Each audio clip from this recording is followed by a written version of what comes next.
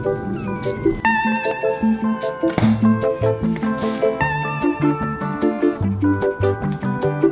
was queen of the mambo, Papa was king of the Congo. Deep down in the jungle, I start banging my first bongo. Every monkey like to be in my place instead of me, cause I'm the king of bongo, baby, I'm the king of bongo bong. I went to the big town where there is a lot of sound, from the jungle to the city looking for a bigger crown. So I play my boogie for the people of big city, but they don't go crazy when I'm banging on my boogie. I'm the king of the bongo. Do you want to join too? Hear me when I come, baby. King of the bongo, king of the bongo. Today, Yoshi and I would like to have some tea with you.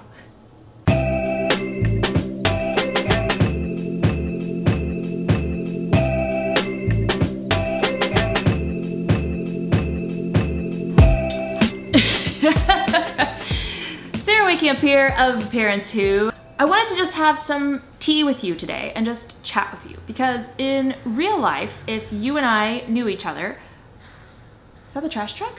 If you and I knew each other, we would be doing exactly this. I would ask you to come to my house, you would come sit here, you would get to pet Yoshi, and I would give you or make you some chai tea. If you have never tried chai tea before, I would invite you to try it. It's basically a chai mix by Tazo that I put in my cup, and depending on how tired I am, how much I fill it up, and then add a little bit of soy milk, pop it in the microwave for 2 minutes, take it out, and we're done. I also have a coffee pot if your coffee's your thing. We could also do coffee, and I have decaf in case you are pregnant or not drinking caffeine right now. Either way, I would make you something and we would come sit here on the couch and talk, and that's exactly what I want to do today. I am gonna need a piece of paper at some point. There's a piece of cardboard down there. Can I use that? Yeah, I can use this. But I don't have a marker. Let me get a marker. Haha! Okay, I found all of my markers, but I lost Yoshi. You need to go outside? Oh, hold on one more second. Okay.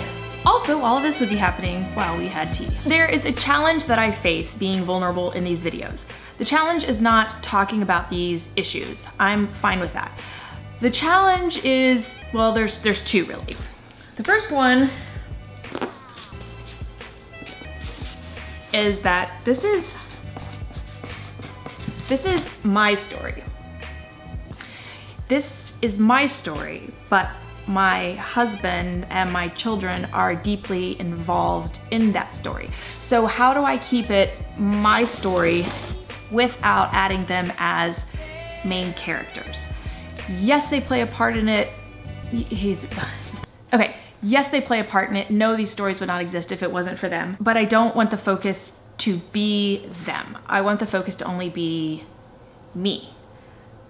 Do you want to come back up? Come on. So it's hard to figure out how to tell my story, but also keep their personal lives out of it, and to keep their stories. And if they want to tell them someday, they can, but I don't tell them right now without their permission. The second thing that's challenging is I'm gonna draw like a scale here. Like, think of a thermometer. Okay. That looks like a, well, we're not gonna, okay. Here is 0 and here is 100. And in this thermometer, instead of it being temperatures, I really shouldn't have drawn the scale like this. This looks, let's not do that. Let's do it like this. Just a simple line going up. There's 100, here's 0. This is the meter. This is a vulnerability meter. When you meet me and we have tea and we sit down together, 100 being the most vulnerable a person can be, and 0 being the least that someone can be with another person. If you were sitting on this couch with me and I trusted you, even though I just met you, if I felt like I could trust you, you and I would be up here somewhere around like an 80. Now, this is a lot for some people. I've talked about this before with my counselor, how for some reason, talking about these deeper things comes sort of naturally for me. Now, that doesn't mean that it makes it easy for me to format how I'm gonna say the things. For example, if I was teaching you right now how to speak Spanish, I would have a very clear lesson plan. I would have a very clear path to follow. I've done it before, I've learned it before, I have a lot of experience teaching. I would be able to teach you how to do that. I could also teach you how to make videos. I could also teach you how to make chai tea. I realize that this says Starbucks on it. My parents got this for me from the first Starbucks store in Pike Place, Seattle. And really, it's just the perfect mugs. It's the perfect size and it's the perfect handle and it's just the right amount of tea and it always warms perfectly. So I don't have any kind of paid relationship with Starbucks at all, but Starbucks, if you want to, my email's below. So just, you know, let me. While I don't have a lot of shame talking about things like mental health and depression and struggles in parenthood, I don't have a laid out format for it yet. I'm kind of just, what's the analogy? I'm kind of just hacking my way through the forest with a machete with this. Because I've never taken this path before. I've taken it myself, just me and a counselor, or just me and my husband, or just me and a friend, but I have never done it trying to share my story with you. That I haven't ever done before. The problem though, with being an 80, while that's great for some people don't operate here and this freaks them out. And some people are down here. You probably wouldn't be in my house having coffee with me if you were down here, because I like to be up here, and I feel like up here is where I get lifelong friends, deep connection, real meaningful, valuable conversations. So if you're down here, you're probably not having coffee with me, but you may end up on some kind of baseball team with my kids, or Cub Scouts, or some kind of church group, or I may run into you in the grocery store and you might be down here and I'm up here and I freak you out. How do I know this? Because it has happened to me before. I will never forget. I'm gonna change all of the details about this so that nobody's feelings are hurt or anything. I will never forget, I was at what would be the most unlikely place for me to be? A car show. I was at a car show one time and a mother came up to me. She had 3 boys. I have 3 boys. And she said to me, man, they're a lot of energy, aren't they? And I said, yeah. And she said, I grew up with all girls. And I said, oh, I grew up with all girls too. And so we kind of laughed about how the boy world is quite different. And me being me, I said, yeah, the other day, as I was putting baby A's clothes away, our youngest, I started crying, thinking about how I won't have a girl. And it's something that I grieve. And I was thinking about, you know, the things that I won't get to do with a girl that I really want to do and I thought that I would do.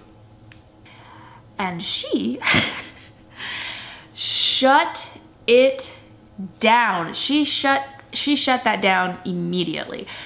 I don't blame her. It's not wrong, but she didn't want to be in that space. I don't know if she couldn't relate or if she just didn't want to, but she just said, yeah, and pretty much just found an excuse, her son falling or needing a Kleenex or something, and basically ran away. Another time that this happened, I will also change the details of this story so as not to hurt anyone's feelings. Where else would I not be likely to be? Okay, I got it. I was dropping my kids off at a fencing club for fencing lessons, and a bunch of the moms came out, and this is when the boys were really, really young, because they were fencing when they were like 8 months old. And some of the moms came out in the parking lot, were walking out with me, and they were really excited, and they were telling me about this group that they had and that they really wanted me to join and it'd be so much fun.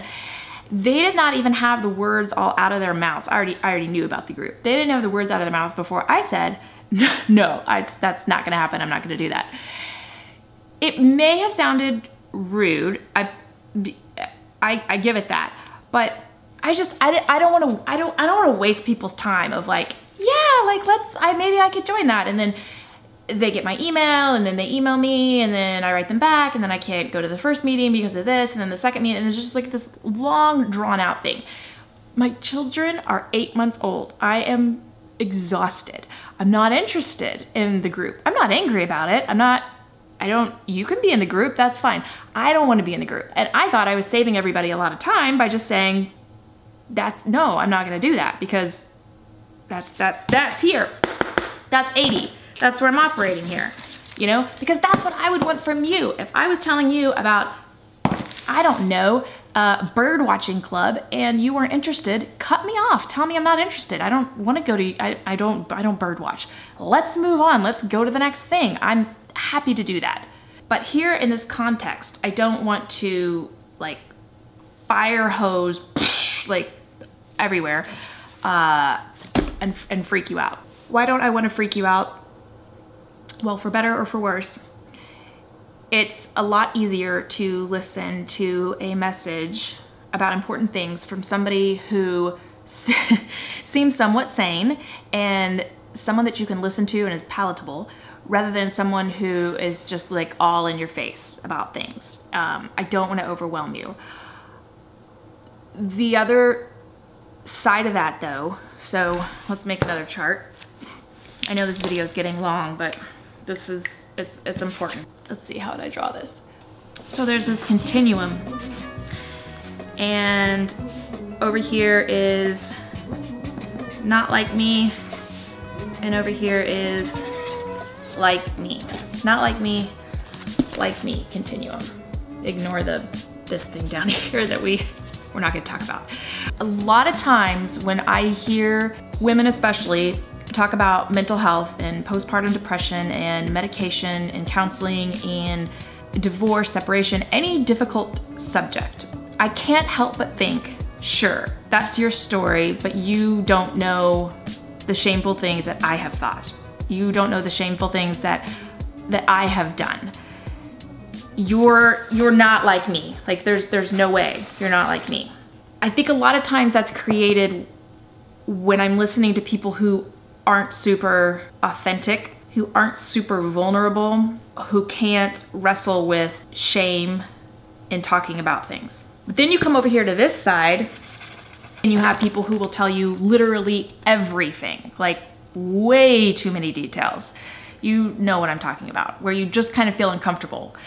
And you know, like, wow, they're totally like me, but I don't want to get that detailed into your life. I want to learn from you and I want to hear your story, but I'm getting sidetracked by all these weird details about things that I don't need to know about. So for me, I'm trying to land in an area that is closer over here, like me, so that you understand that I am like you, but also that I'm not giving away tons of unnecessary details, which comes back to my story part. I hope this makes sense. I am trying my best to just be myself, but also being mindful of all these charts and graphs. So either way, the chai tea is quite tasty and it has been wonderful sitting down with you and chatting and with Yoshi, and we both wish you a wonderful day. I'll talk to you later. Bye.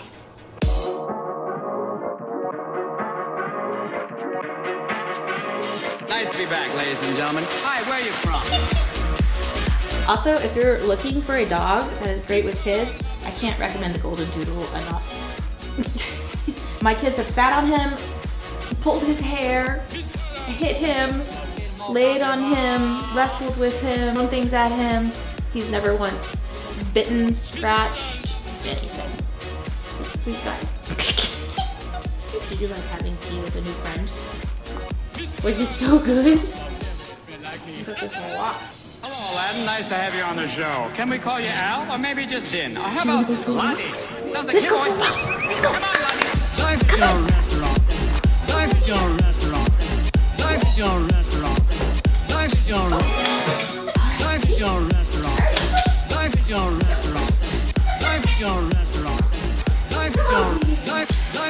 Yo, Rockman, haven't seen you in a few millennia. Give me some tassel. Yeah, yo.